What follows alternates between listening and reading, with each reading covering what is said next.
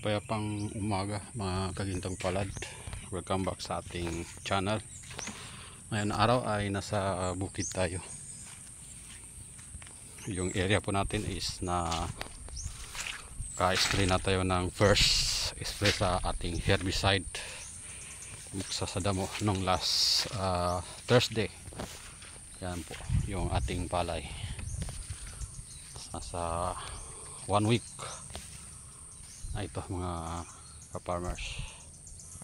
Yan, so pupunta tayo doon sa ating kasama na farmers para tulungan sila magsabog palay. Dala-dala natin itong bulo natin. So, magdaan tayo dito, tabasan natin ating pilapil. So yan mga farmers, masinag yung araw ngayon. Kahit mababa ang palay mga kagintang palad is patuloy pa rin tayo sa ating bukid.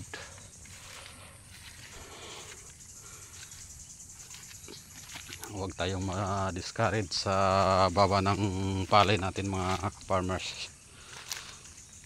Baka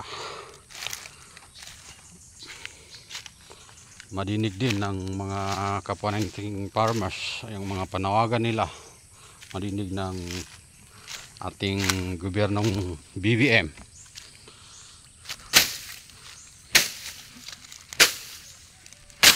Ayan.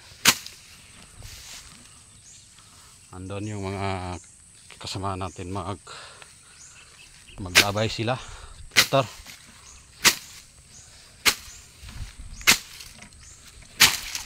So, yan. Ayan mga ka-farmers,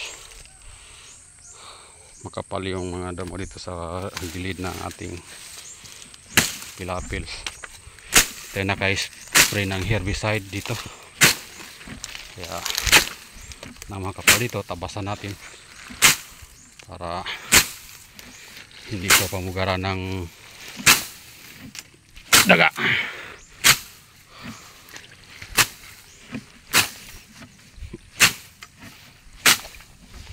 Ayun. So ito mga ka-farmers, by Monday pa-sprayan natin ulit ito ng herbicide. Ito yung sa may-ari ng kasamaan natin, ito katabi natin.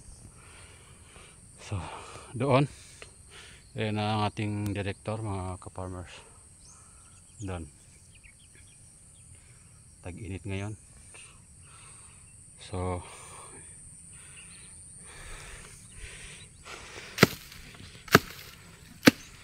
patuloy lang tayo sa trabaho sa ating bukid.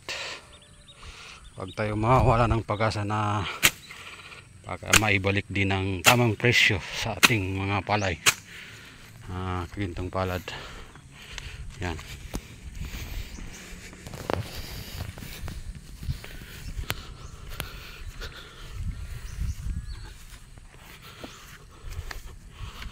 Salamin tayo kaya nakakasilaw yung sinag ng araw ngayon.